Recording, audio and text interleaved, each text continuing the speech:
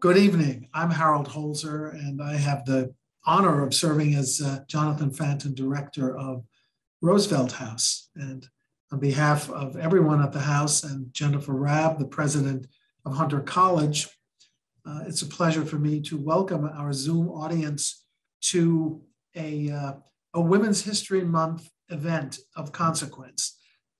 Amanda Freeman and Lisa Dodson in conversation with Ruth Milkman on Amanda and Lisa's new book, Getting Me Cheap, How Low-Wage Work Traps Women and Girls in Poverty. What an appropriate day for Roosevelt House to be hosting this event. Just a few hours ago, the Triangle Shirtwaist Fire Memorial Commission gathered here at Roosevelt House to announce plans for, at long last, a memorial to the 160 plus women and girls who died in that disaster in 1911, literally jumping from windows to escape a conflagration from a locked room in that factory, which still stands down in Greenwich Village. Low wage work for women sometimes traps them literally. But as Lisa and Amanda have shown, it also traps them figuratively in a cycle of poverty from which there is so little chance of escape. This book is an illuminating study of that perplexing and challenging condition. As Publishers Weekly said, this empathetic and eye-opening study leaves a mark. And that's why we're eager to engage and participate in the conversation today, not only hearing our expert panel discuss the book and the consequences of the labor situation that it describes, but also opening up the questioning to you on Zoom, and you will hear exactly how to do that as this event progresses. So let me just briefly describe our guests as we welcome them and you. Amanda Freeman, co-author of Getting Me Cheap, is an assistant professor of sociology at the University of Hartford. And she's a writer, a specialist, and researcher on the very timely, very challenging subject of motherhood and work. She's joined by her co-author, Lisa Dodson, who is a research professor emerita at Boston College and the author of several books, including Don't Call Us Out of Name and The Moral Underground, How Ordinary Americans Subvert an Unfair Economy. It's a pleasure to welcome both of them. They will be in conversation with Dr. Ruth Milkman, distinguished professor of sociology and history at the CUNY Graduate Center and the CUNY School of Labor. She chairs the Labor Studies Department at the CUNY School of Labor and Urban Studies. Her own books include Immigration Matters, a co-edited volume, and also Immigrant Labor and the New Precariat. Finally, another book worth noting, On Gender, Labor, and Inequality. It's a pleasure to welcome these three important women writers, researchers, and historians in the final week of Women's Equality Month here at Roosevelt House, where, of course, we are constantly celebrating the occupancy, life, and achievements of Eleanor Roosevelt, who lived here for 25 years from 1908 until 1933. With that, let me turn the program over to Ruth Milkman. Thank you. Welcome, everybody. We're very glad to see so many people joining this webinar. And you're in for a treat because this is a really special book that I think opens up a much needed conversation. As most of you probably are aware, the central conversation about gender and women workers in the United States these days, in sharp contrast to how it was in Eleanor Roosevelt's time, I might add, tends to focus on the most privileged women, professionals, managers, women in the corporate suite who are advised to lean in and so forth. And, you know, I'm a professional woman myself.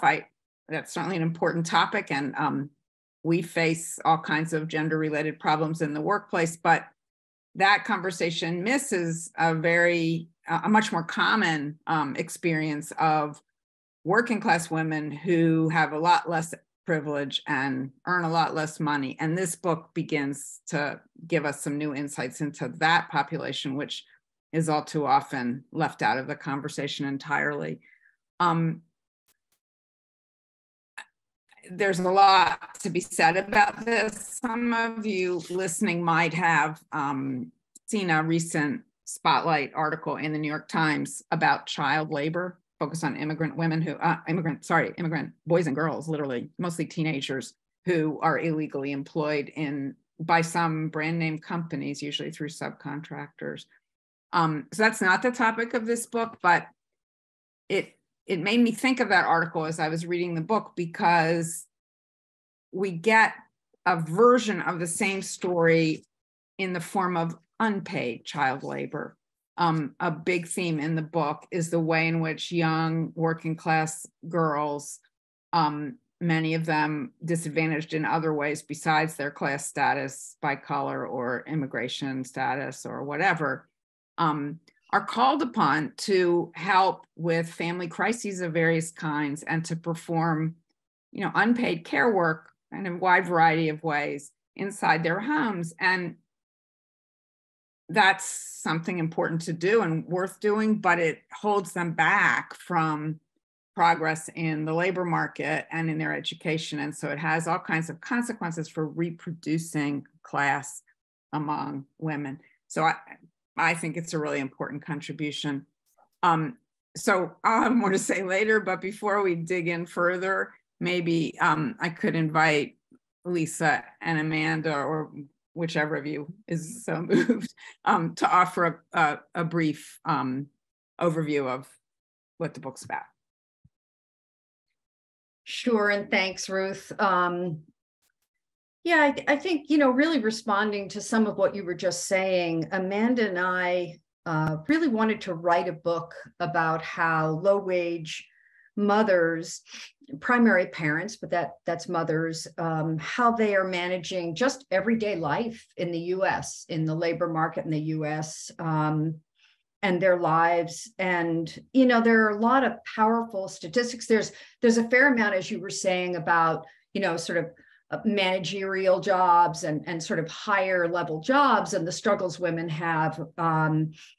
But we really thought that a missing part of this has been just how low-wage women manage their lives, from just the getting up in the morning, getting through the day, taking care of what matters most to them, which invariably is their kids. So we went out over years and we interviewed more than 250 women, about 7-8 states around the country. They were very diverse in terms of race and ethnicity, age, located in rural and urban settings. And we just asked them to talk about their lives, what it was like to get through their days, what mattered most to them.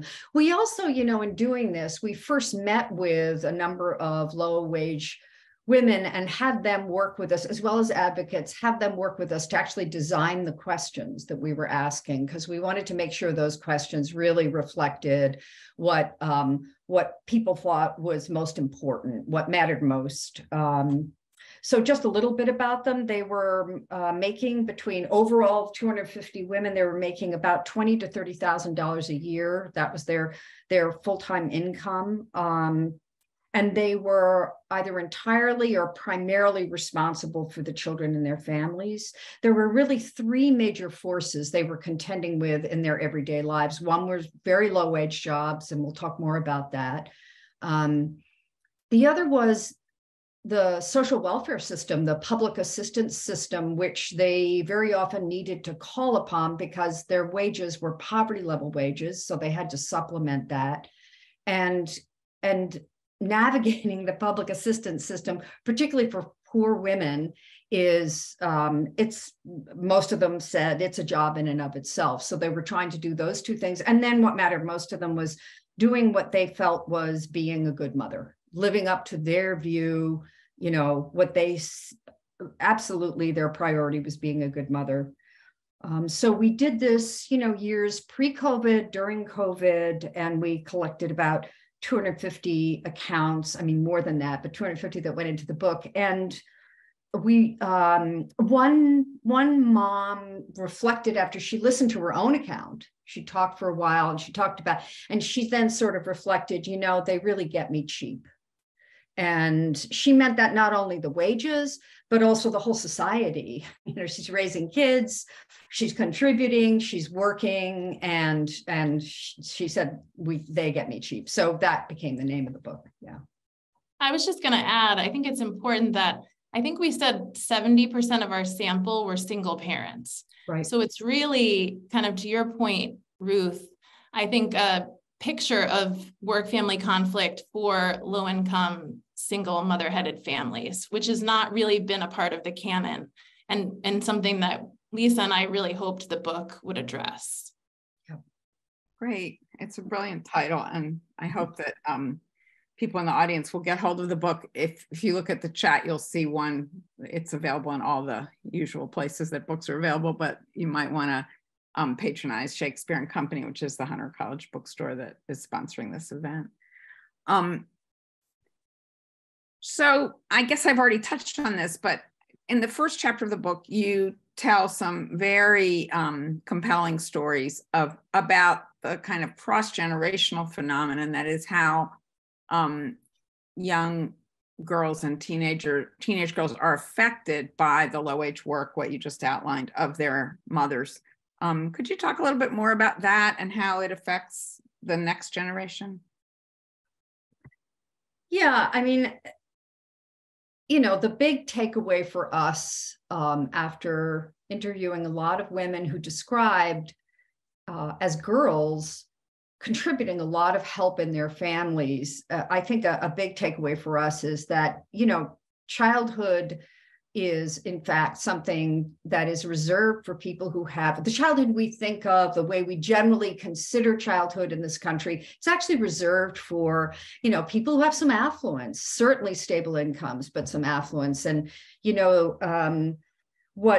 because of wage poverty, and that's millions and millions of working people, it's not an obscure marginal, it's millions of jobs.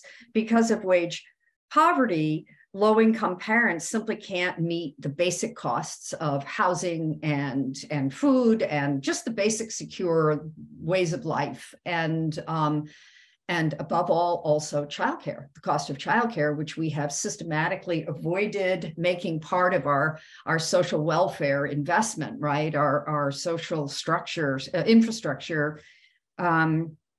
And so one of the ways that wage poor moms particularly, I mean, they actually use an amazing number of really creative strategies to try to contend with that gap, the gap between what they make and what it takes to just have a basic, safe life. But one of the ways we heard a lot about was calling on children, and in particular daughters, to provide a lot of care work in the families. And, just very concretely, here are some of the things that we heard about. We heard about, women who talked about in their girlhood, they would every day when they left school, they would pick up a younger child on their way home, and they would go home.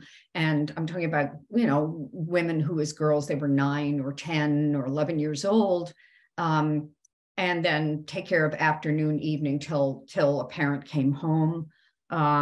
It also, sometimes the shifts mom would have, sometimes planned, sometimes not planned, because there's this whole phenomenon of just-in-time scheduling, and employers, bosses want to have all the flexibility they can to call you in or make you stay or make you come on weekends or make you do an overnight. And all of those variation in the way jobs are scheduled now actually puts a mom in a position where she's got to make up for that. There's no such thing as just-in-time childcare, and most of these moms couldn't pay for childcare anyway. So these are often it's pretty invisible. It happens in families a lot. We heard about it a lot, and it has a real impact on girls.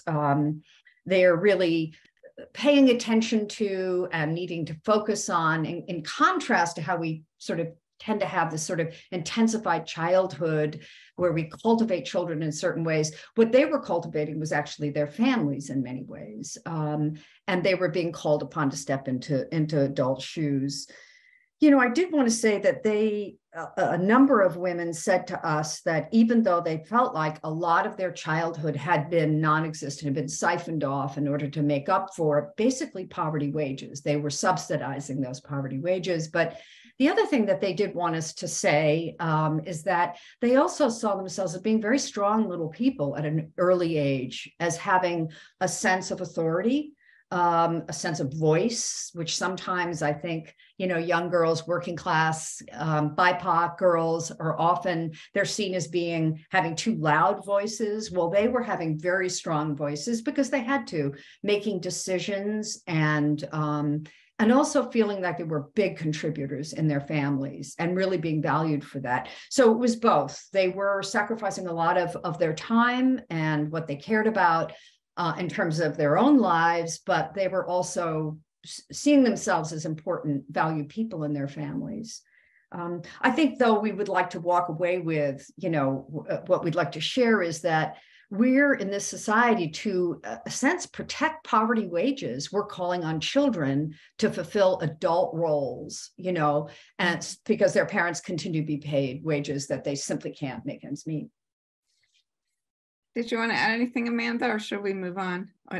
I mean, one of the passages in the book, I think, that speaks to this is, you know, we talked to several nannies who kind of witnessed the more affluent parenting. So, you know, they would say, I see the kids getting academic coaching. Sometimes it was called, instead of tutoring, or like a private basketball coach because the kid didn't make the team. And really those moms reflecting like, I would love to have that for my kids too. And sometimes even asking like, well, how much did that cost? Or trying to see, is there another way to get at those services? And I actually think like during COVID, there was a couple like online versions of things that they actually did like borrow from the affluent moms and say, okay, we can be doing this at home too. So just that, you know, all the moms wanted their kids to go to college. This was like universal pretty much. I think you would agree, Lisa. Yeah, absolutely. And really just kind of coveting this intensive parenting that the affluent moms could afford. So interesting, so important.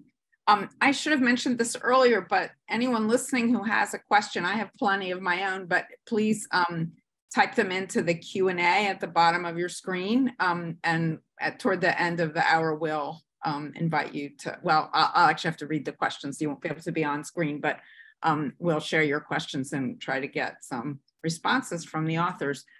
Amanda just mentioned the fact that a number of the women that they interviewed for the book are doing care work, often what's called, you know, in private household labor by the statisticians in the US government who track occupations, working as nannies or housekeepers or whatever in private homes, often being paid under the table. And this is sometimes called intimate labor because, as Amanda just described, they have a very close-up view of how the other half lives, or I might say the other 10% or whatever it is.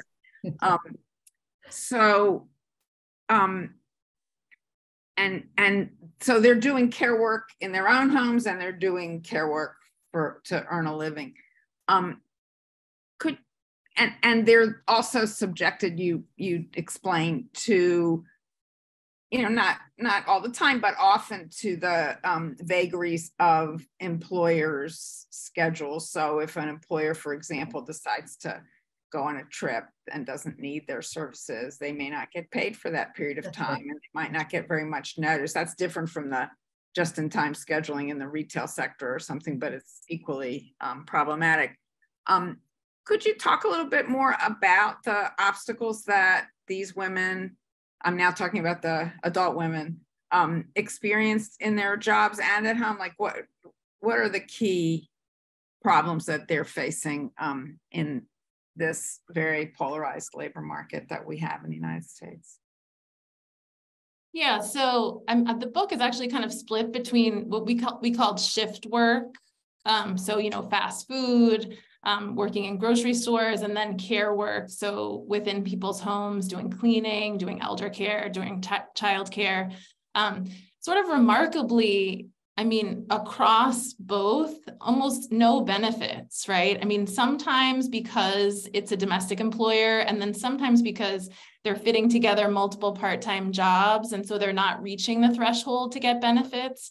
I mean, I was asking a lot about parental leave, but actually sick leave was, you know, people didn't have access just to a few sick days.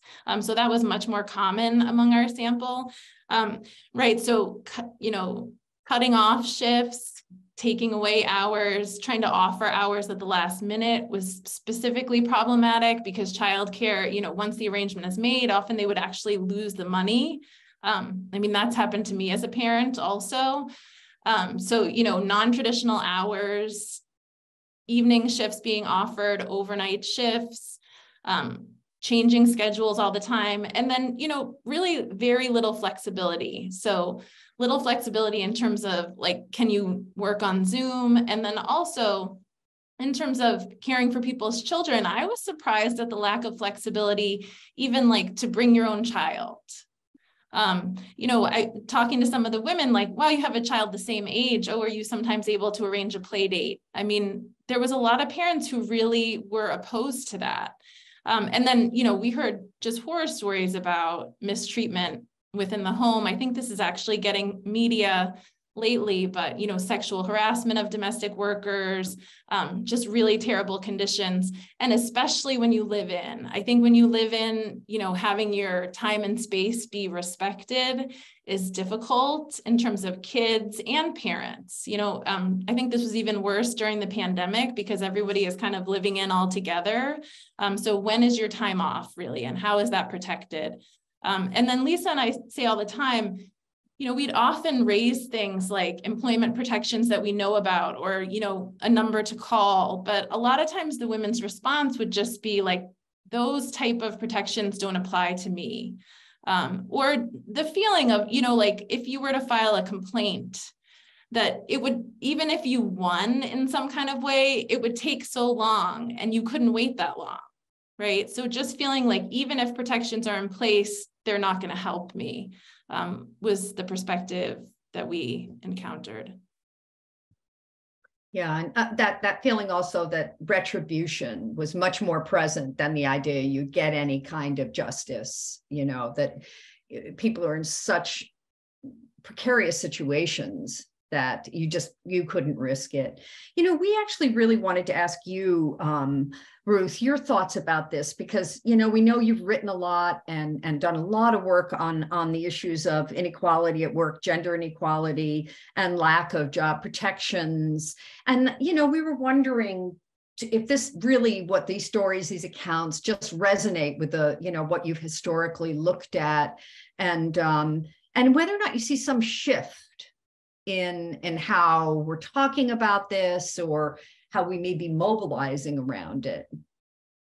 Yeah, thank you for that. Well, one of my themes in recent writing is the growing class inequality among women, which your book really captures a lot of different dimensions of, but it's very little discussed. You know, there's a lot of conversation about, you know, Me Too type of issues and various kinds of inequality between men and women. And we're all aware of the growing, the skyrocketing inequality in the society as a whole.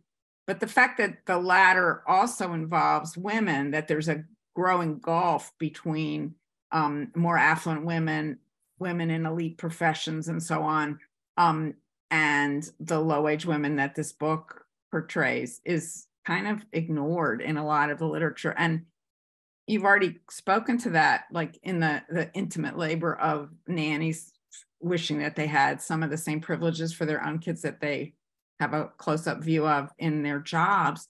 But it goes beyond that. Like you were pointing out that your interviewees are overwhelmingly single mothers, and that is very common at the lower end of the income distribution in this country. Meanwhile, at the other pole, at the top of the income distribution, a typical household has two highly paid professionals or, elite workers.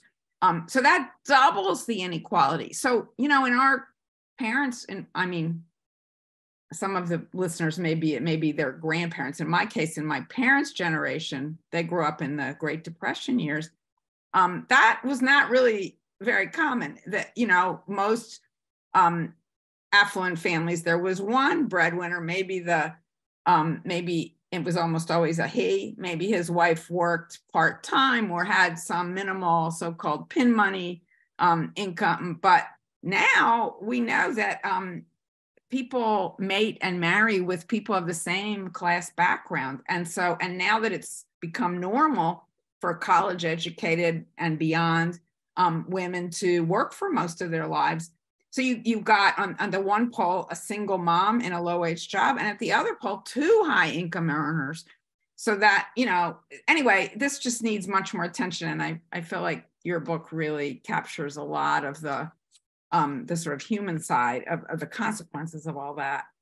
In terms of whether the issues have shifted, I would just say that as the organized labor movement has come under increasing attack by employers in the private sector, we're seeing this every day at places like Amazon and Starbucks, but it's been going on for much longer than that conversation about these, high profile companies.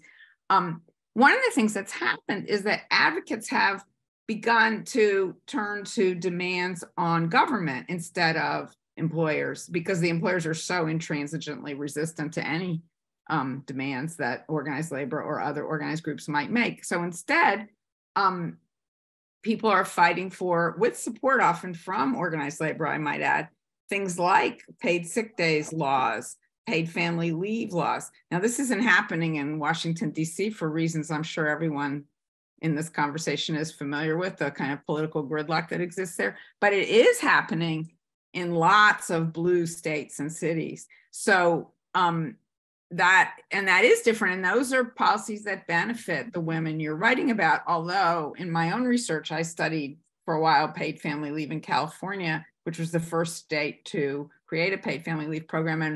And the research I did with Eileen Applebaum on that, we found that about half the adult population of California, all of whom were covered by this new program and stood to receive significant income from it, didn't know that it existed.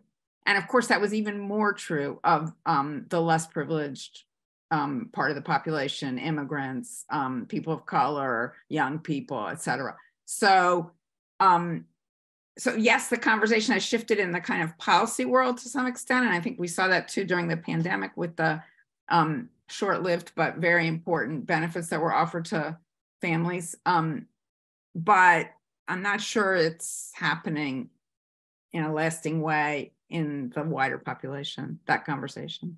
So anyway, so speaking of organizing and advocacy, could you say a little bit about the obstacles that you learned about among the women you interviewed in regard to their own efforts to get involved in organizing and advocacy? I mean, my guess is they didn't have much time for that, but could you say a little bit about how they viewed those efforts and to the extent to which they might have wanted to be involved? Right. I mean, I think generally they would say there was no time, there weren't resources. There was definitely a fear, especially at some of those big box employers that you described, of retribution for organizing, whether or not it was founded, right? It was born out of their own experience in other cases.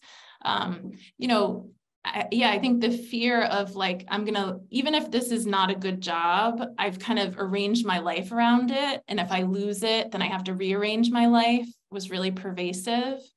And then, I do think it all goes back to, 70% of them are single moms. And, we know globally women are doing like 80% or roughly 80% of all the care work. So, caring for community members, relatives, your own children, doing housework, all of this labor that we don't always consider to be work is taking up a lot of time and resources, and then also trying to manage multiple paid employment outside the home. It's just really a juggling act. And so advocacy, I think, just wasn't high up on the list of what they were able to do. There were some instances of, you probably know some of the organizations that, you can work with your employer. So especially in domestic instances, like Helping Hands, I think, is one of them. It's a nonprofit. So maybe you could go to the meeting with your employer. Maybe that employer could actually, count that as a paid hour or hour or two. So those were a few instances that we saw, but not many. I think the group you mean is Hand in Hand, which is yes. Sorry, thank you. No, that's a great example. In the organizing that's happening right now at places like Starbucks and Amazon and Apple stores and all, I follow that very closely, and what's been very striking is that the people involved in it are not the people you're writing about. They are mostly college educated young people who had the expectation that they would get jobs in much fancier jobs in professional settings, and instead found themselves working in those jobs. And they're the ones, partly because of this huge gap between their aspirations and what they've ended up doing in the workforce. And they're the ones who are doing the organizing, and they're not as fearful of retribution because they have family resources backing them up, and also because, they figure, well, this isn't the right job for me anyway. If I get fired for organizing at Starbucks, which some have, I can get some other job in a coffee store, like no big deal. But they're not supporting kids for the most part, and they're not, they're just not as vulnerable as the folks you're describing. So it is really different. Though to succeed, it seems to me that organizing would have to involve, if there ever were the possibility of some kind of popular revival of the labor movement, like in Eleanor Roosevelt's day, to come back to the host of this event, they would have to be involved, at least somewhat. Well, so even though most of the women you spoke to are not highly educated, you do write about their aspirations for their own kids, and sometimes for themselves, to get a college education or to go into a formal apprenticeship that leads to a better paying job. Could you talk a little bit about that, their aspirations and what the obstacles they encounter when they do pursue those possibilities? Yes, I mean, many of the women we spoke with were going back to school, taking classes, wanted to get a college degree for themselves, or they were in apprenticeship programs or had that as a goal to go into the trades. But we really heard a lot about just the obstacles to those paths. I mean, they really saw them as like, this is the way to move up and out. And it was discouraging to hear so many of especially in the trades, the hours are really not compatible with childcare. So unless they had a lot of other support to find somebody to help out between 5 and 8 in the morning, for instance, was very difficult. And then, as a college professor, I feel familiar with, college is really still set up for traditional undergraduates, right? Somewhere in the ballpark of only 5% of low-income parenting students retain over 6 years and achieve a bachelor's degree. That's really abysmal, right? And I think it's partially because, our institutions are not set up to support students who are juggling a lot of different things, including paid employment and classes. And, it's also difficult for the students themselves, I think, to be able to, only achieve so many hours at a time. A bachelor's degree takes so many credits. So like a lot of times they would be, winding up having to transfer, change fields, not seeing a lot of traction toward their degree. So I think that's where you see that goal passing down, I think, sometimes to the kids. Even if I'm not able to achieve this, I really want this for my child. But, we were also just astonished at the tenacity of so many women. I think that they held out that I'm going to do everything I can so that my child can do better. But a lot of them too, some of the women we interviewed who were in undergraduate programs, it was their 6th try, it was their 5th try. because they tried and then could not manage, couldn't support themselves, couldn't eat. So they dropped out, but then they came back, ages in their 20s, 30s, 40s, they really wanted to make it through. And with Apprentice, same thing. I mean, as Amanda was saying, both of those structures in different ways, because they're very different, sort of, in a sense, they're sort of different class structures, the university and apprenticeship programs.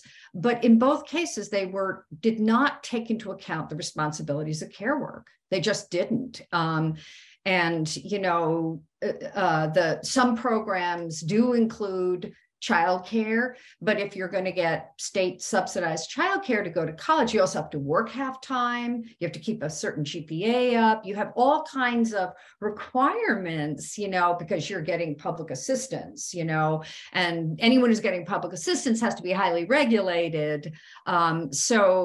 In both cases, they were being treated as very different, either in a gendered way or in a classed way. They were being treated the institutions were not set up to be supportive of these incredibly determined women who really were trying to change the lives for themselves and their kids. Yeah.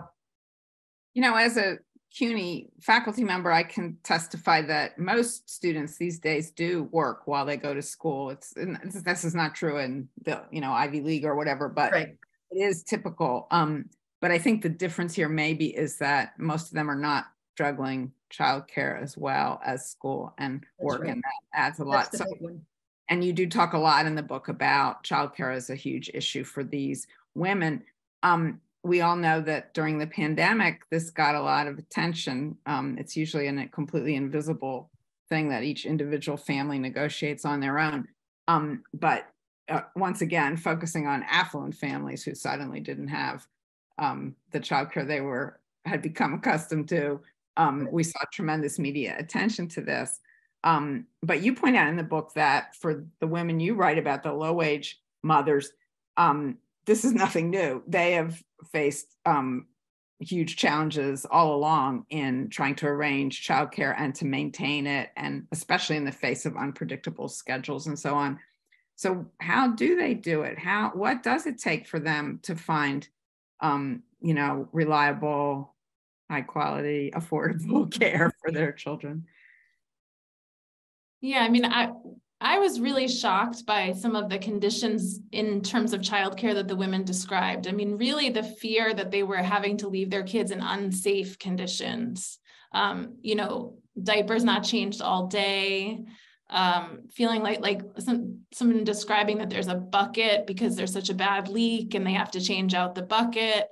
And then just also too many kids assigned to teachers. And really that feeling that they had that it's so difficult to find a childcare center that will take your subsidy, and that those childcare centers tend to be the lower quality childcare centers. And that they really felt, not safe leaving their children in that care. I mean, that said, I think they really used a patchwork of care arrangements, family and friends who were often also low income and struggling. So it's not always such reliable care, which, can cause you to run into trouble at work.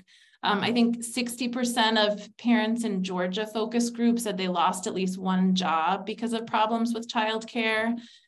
So it was certainly, the central obstacle, I would say, that many of the moms were facing. And I don't think any of them really had it solved. I mean, I was surprised by the number of women who had been so frustrated by their childcare dilemma that they had started just offering childcare in their own homes, because that, they would be interviewing at childcare centers, and when they had the realization that they wouldn't be allowed to take their children with them in a way that they could afford, just realizing how am I going to take this job then? How would they expect me to make this wage and then pay for care for my own child? So, going through the process of opening their own homes and turning them into childcare centers. I think that's, in some ways it's ingenious. It's like the one way you can be totally present as a mom and for your child, and then also, making money. And now, of course, those moms that we had followed did run into trouble during COVID. As childcare became an entirely different issue, but it was also occurring beforehand. But I think too, it sort of speaks to that. I mean, the patchwork of incredibly creative strategies, but it also speaks to, we're talking about young girls, these are now women who, some of whom we were interviewing who were childcare providers, but they'd wanted to be, botanists, they'd wanted to be child development specialists, they'd wanted to be other things, but because of the lack of investment in children in our society, the only way they could come up with a way to take care of the kids and make some kind of income was opening childcare in their own, sometimes certified and above board, sometimes, underground, because of the ways that the barriers that are put in front of you. So, again, being funneled into providing services and care because there's no way to take care of your own kids other than doubling that up. So, yeah. I just want to remind the audience that the Q&A portal is open and you can insert questions there. And there is one question there asking about childcare workers more generally and the very low wages that they receive. I remember back in the 1980s, there was around the country, there were campaigns for what was then called pay equity or comparable worth. And it's a long, complicated business, but one of the issues that emerged from that was that in many jurisdictions, if you compared childcare workers, overwhelmingly female, I might note, to zookeepers, overwhelmingly male at that time, I think that has changed actually, but that was the case at that time, both paid by public funds because that's what these campaigns focused on, government-funded employment. Guess which one got paid more? What kind of statement is that about not just gender, but about the priorities of our society? And unfortunately, those wages have not improved significantly in all these years since those campaigns went on. So anyway, I wonder if you could just talk more generally about that challenge of not just family daycare, like the type you were describing a minute ago, but childcare more broadly, which tends to be a low-wage job itself.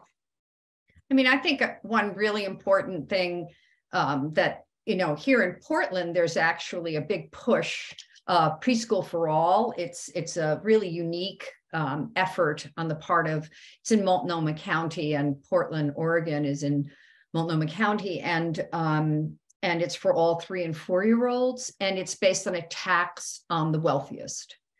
And it's just started and there's lots of controversy. And in meeting with people involved in this and interviewing both parents needing care and also care providers, people working in childcare centers as well as family, very clearly what they were saying is that we need to be not pit against each other, which is such an easy thing to do in this situation because parents are desperate for childcare and childcare providers are desperate to get a decent wage. And so it would, you could see that as being a setup. And in fact, a lot of the movement around here, and I think it's, kind of collective action mentality is to demand on both fronts. People need to be, this is, as you were saying, it's incredibly important work. I mean, and complex, it's referenced as unskilled. I mean, my goodness, taking care of, 10 little kids. But that it really needs to be united, that communities and parents and the people who are providing the care, that's really critical to changing how we value children and we value the people providing them with care.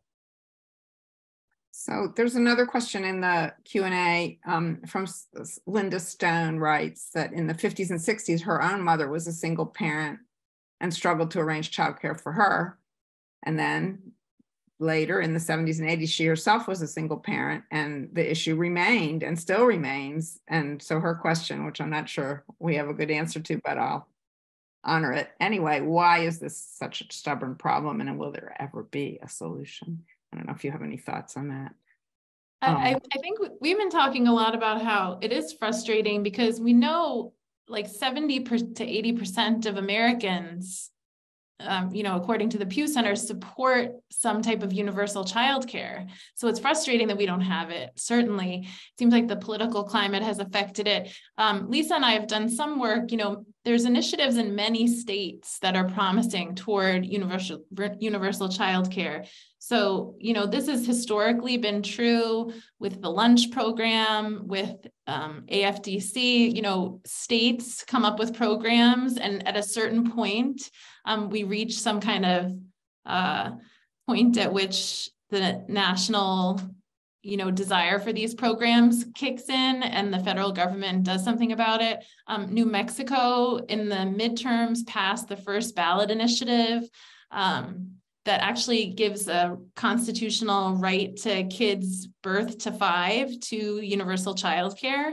So we're going to see how that rolls out. And I think once people enjoy a system of childcare that is high quality, like you said, it's open to all. Some people say the easiest way to do this is by extension of public school. The plan in Portland is great because it also includes local care providers, family daycare, so whatever is easiest for you. It also includes more hours for low-income families. So I think I do see promising examples across the country and hope that this will build into some kind of national movement. Well, and of course, here in New York City, we have now universal pre-K. They're not for the youngest kids. So that was a big step in this direction. And I do think there's an appetite for it in the wider population. I will say I myself spent many years as a single mom from when my child was 5 years old until he went off to college. And as somebody who did have a professional job and a relatively high income, it was not such a huge problem for me. My kid got the intensive parenting that you guys were describing earlier. So it's not just the fact of single parenting, it's the lack of resources and money. Right. Being a single parent is not, it's not great, but there are solutions if you have a lot of access to the funds that you can buy your way out of some of these problems. But the women you interviewed don't have that luxury, obviously. And, there are enormous differences in the quality of childcare that's available, and partly because the pay is so low. Yeah. There's been research that shows that the higher the pay that childcare workers receive, the more, this is true in any job actually, the less likely they are to quit. In other words, the lower the turnover. And continuity of care has been studied a lot and is one of the best predictors of high quality care. So by suppressing the wages for this job, you kind of, perpetuate the problems of reliability and quality. So it is a extremely urgent issue, and I can't think of a more important one for people who care about the future. The children are the future after all. So, well, enough speech making from me. But we're getting short on time, so I want to turn again to the chat. 2 people asked questions related to whether these jobs that, and I know the answer is that it varies, but maybe you could talk about this, are whether they're paid under the table or whether the employers are, doing what they're supposed to do legally, paying payroll taxes and all the rest of it. And another question in the chat, in the Q&A, sorry, it's not called the chat on a webinar, is what the women themselves prefer. Do they prefer to be paid on the books or off the books? And so maybe you could talk a little bit about that. Yes, it's really varied. And, and it also depends on what kind of job you're talking about, of the different service jobs and low wage jobs. We interviewed people that were being paid off the books, and depending on what they were being paid, in some cases some people thought that was preferable. I think, obviously if the employer is offloading all the responsibility for the cost of jobs onto the worker, so any kind of retirement, the kind of job benefits that we think, and this, generally expect to have as part of a job, all of those, you would not get any of those when you were paid under the table. And also, you know, any kind of protections. But again, so many women we talked to felt like they, even though legally, theoretically, they should have access to some job protections, they didn't believe that they had those. Amanda, you want to jump in with that? I mean, I'm just remembering, I would list sometimes like sick leave, parental leave, asking if they had, and some of the women would say, what kind of job is that? I would never leave that job. Like if I could get those things, I would want to hold on to them. So, I mean, there were a few women who worked at places like Stop and Shop, I'm thinking of, or some grocery store chains who, you know, wanted to get up to a certain level, like they were coming in at 20 hours and, you know, they could see even from the employee manual, like what would happen if they had gotten up to full time and stayed there and what benefits would kick in. So certainly there were some moms that were interested in that and trying to pursue that. But I do just also think it was difficult. Many of the women had different employers and they were navigating multiple employers. And so when you are in that 15 to 20 hour mark, even at some of the big box places, you just really don't generally qualify for those workplace perks or benefits. I don't know if you call them perks.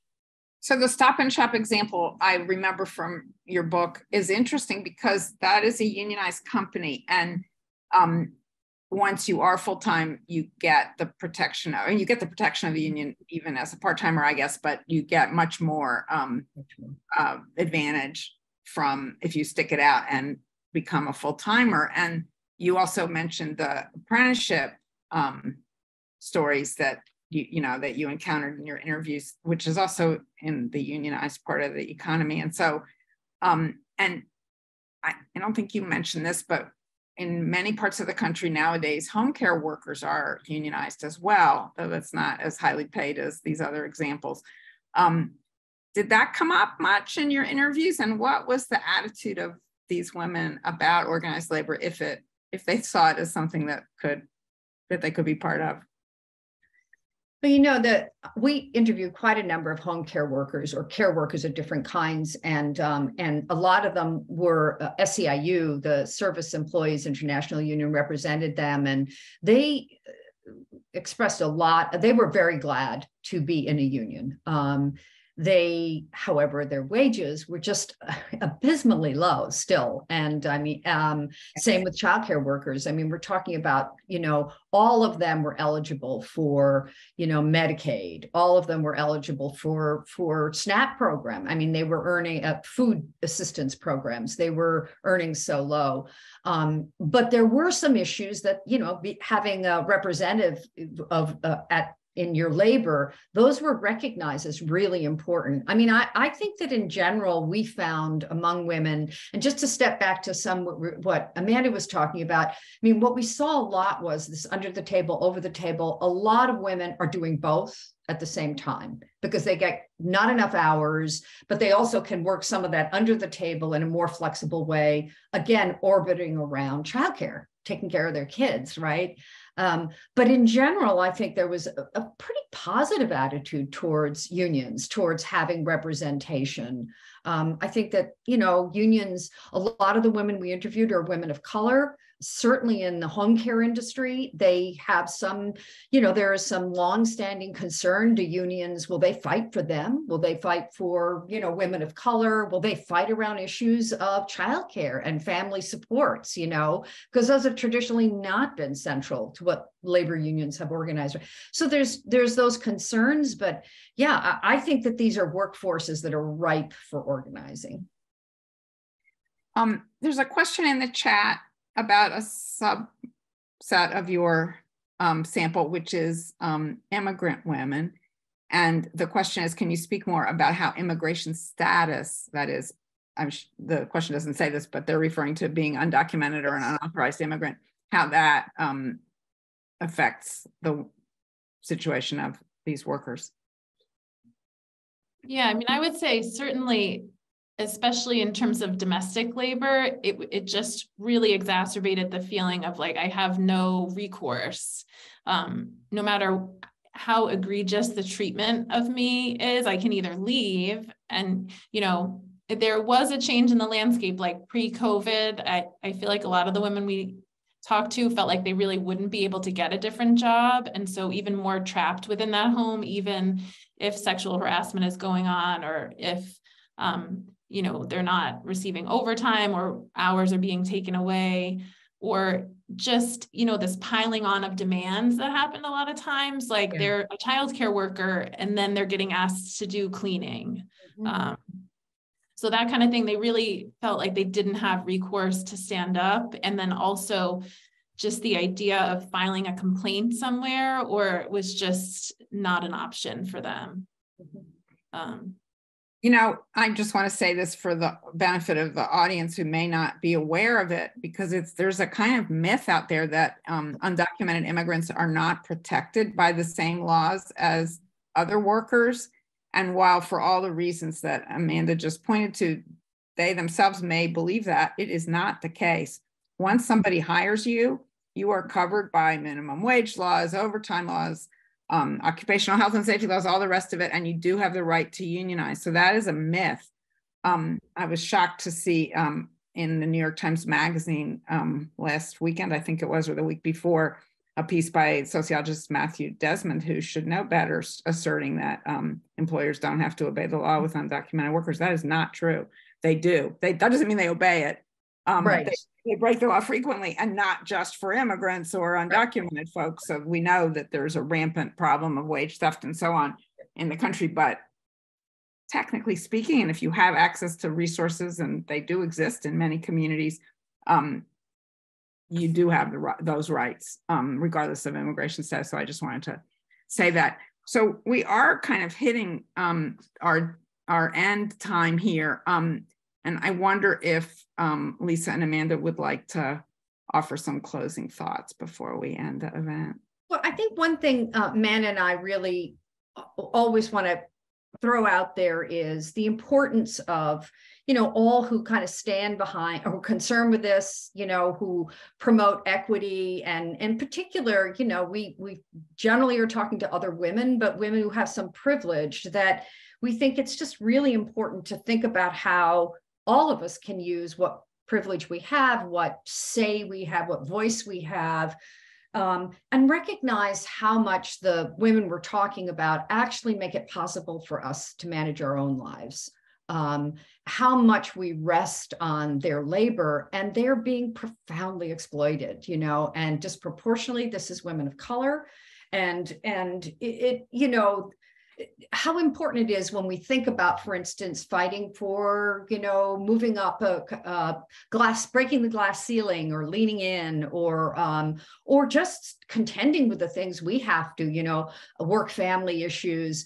But if what we're fighting for doesn't include all of these women we're talking about, then we're not fighting the right fight. We must make sure that if there's paid time at work, it's for all people, you know, paid time off. And if, you know, and pregnancy discrimination, I mean, the women we talked to said, of course they discriminated against us if they notice we're pregnant. We hide it, we wear big clothes. You know, if we're fighting for those issues, we must absolutely make sure that they include, you know, all of the mothers, all of the women that we were talking about here.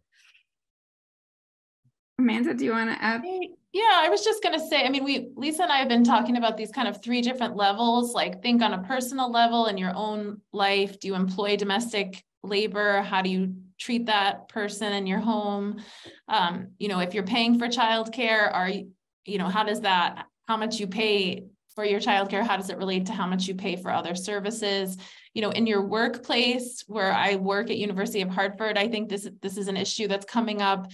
If there are policies for parental leave, are they different for staff versus faculty, right? Just kind of at all the different levels of whatever company that you work for, or wherever you work.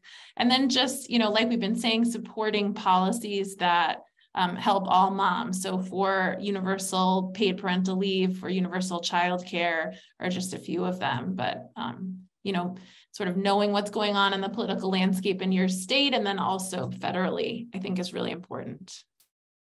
I'm reminded of a comment from former Senator Barney Frank, who once quipped that for some policymakers, life begins at conception and ends at birth. That's the state of US social policy, sadly. And it's I guess more true than it was when he said Yeah. it decades ago.